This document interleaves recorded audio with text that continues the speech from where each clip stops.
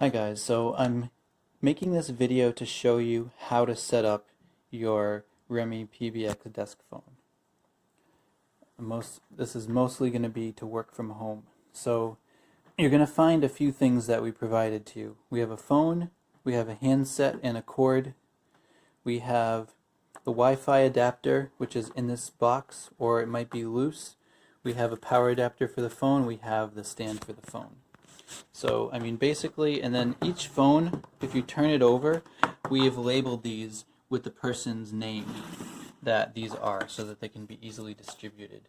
So when you put the back on, there's actually two different spots you can put it in for two different angles. This is for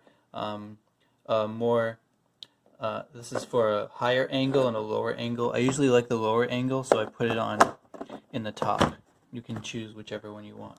When you put the handset cord into here, you're going to find the handset cord has one end that has a short flat section and one end that has a much longer flat section here. So this one, the longer flat section, is designed to go into the back of the phone because it fits into this groove here so that it can organize, the cables can be organized. These are the ports on the back of the phone. You want to plug the handset in to this one, to the handset. This is if you had a headset. This is the port for the AC adapter, which we're going to get to.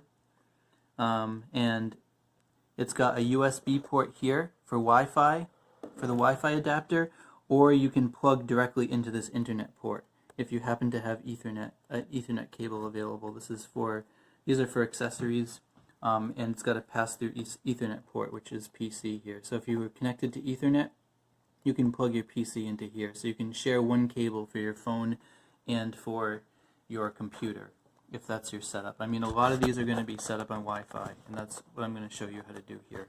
So you just put this in here. We're going to turn the phone over. We're going to get the AC adapter out. We're going to get the Wi-Fi adapter out. Just take the cover off of the Wi-Fi adapter. It just looks like a little USB thing. We're going to plug this into the back of the phone here. Let's plug the Wi-Fi adapter in there. I'm going to unpack the AC adapter and get it plugged in. I plugged the AC adapter in, and it just plugs into the back here. And it's going to take a couple minutes. You're going to see it starting up. It's going to say initializing. When it comes up, it will have a thing for you to put in the Wi-Fi information. I'm just going to pause this for a second. Alright, it's going to come up and it's going to give you this message here. Wi-Fi adapters added, scanning available wireless networks. You want to click the soft key button here for OK. Click this OK, and it's going to scan for available networks.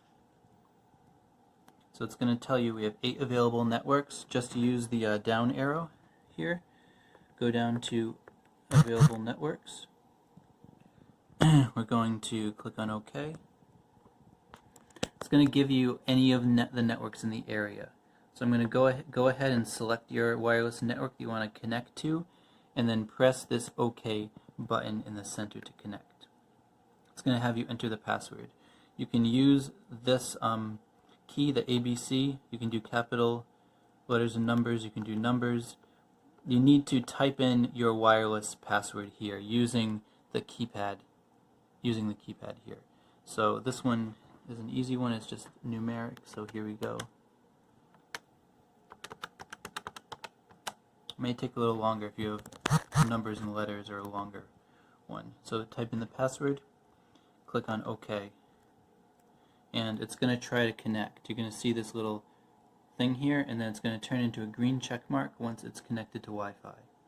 Once it's connected, you can go to back here, or with a lot of things in this phone, you can just do this, click on this X here, and it will get you back to the main screen. Might have to click it a few times. You're going to see that the phone is going to go green. You'll see that you have the little Wi-Fi icon showing the signal strength. You'll see that you'll see your phone icon here is green, means that you're connected, and then any of the other speed dials, these should go green as well. These will be red if the person is on the phone. So a few things about this phone system that might be different than what you have. See, if you look here, it's still flashing red, which means it's still booting up. It takes a couple minutes to boot up. It might act like really slow until it's done booting up, so we'll just give it a couple minutes. Okay, so the phone is finished booting up. So you can see any of the other people that we have set up on here, you can see these lights will go red if the person is on the phone. Additionally, you're going to have you may have a couple pages here. If you look down here, it has a 1 and a 2. You might not have this, or you might see 1, 2, and 3. This button will switch pages. So I'm on page 1 now. I'm going to go to page 2, and you're going to see there's a couple other speed dial buttons. So these buttons, we can totally program any of these buttons remotely to be whatever you guys want, either other people's extensions, parking slots, which is what we have here, or these are people's voicemail, so you can easily transfer a call to somebody's voicemail, or we can also have external speed dials in here. Some clients want the owner's cell phone number or certain people's cell phone numbers or external numbers to be on here so that you can easily transfer a call to an external number. You can transfer a call internally, you can transfer a call to voicemail, you can transfer a call externally. If you have any questions about your specific use case, then just let us know. We also have these parking slots loaded. If I were to put myself on park, you just click that, I put myself on park, and you'll see that the park 1 is busy, it's flashing, you can see someone's on park. When you put yourself on park, or you put a call on park, if you're on a call and you're talking to someone, all that you need to do is you just basically have to click the park, and it will put that call on park, and it will allow somebody else to pick it up. So you can see I'm on the phone here by the red light, and somebody's on park. I can just go to cancel to end the call. These buttons on the bottom here, across the bottom, are very intuitive in the sense that these will change depending on what context you're in. If you're on a call, you're going to see transfer, you're going to see conference, you're going to see a bunch of different options changing depending on what the different features are. It's a pretty intuitive system. We have other training on the phone system itself if you need that. This is more of a video on how to set it up and just the basics of how to use it.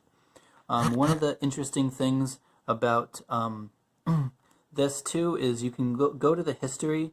So the history is going to show you even if somebody picks it up on another extension. So let's just say, example, we have a few different extensions that we've set up for you. You have a few different extensions in the system. If somebody, if you don't answer it, somebody else picks it up on another phone, it's not going to show up as a missed call. It will actually show up as an answered call.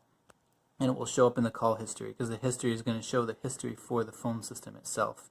If you have a missed call, you're going to see up at the top here, you're going to see a little check mark if you have a missed call. I'll show you an example.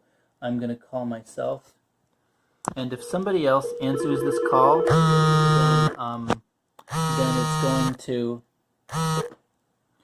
then it won't show as a missed call. But in this case, you'll see, oh yeah, I have one missed call here. It will show you the number too. And then if you wanted to see who the missed call was, you can go to history. It shows you, I just called from another extension in the office. It shows you the time. If you want to press OK on any of these here, you can press OK. You can get information on what time it was, the duration of the call. Any of that stuff is available directly on here. If you wanted to call one of these places back, you just have to press send. That's all. So there's it's very intuitive as far as that goes. Or you can go to history, and if you go to the right arrow, you can go to these other menus. You can see all calls, you can see missed calls, you can see calls that you placed, you can see received calls, and you can see calls that you forwarded to another user as well. So yeah, it's pretty straightforward. If you guys have any other questions about the phone system, just let us know, and thanks for watching.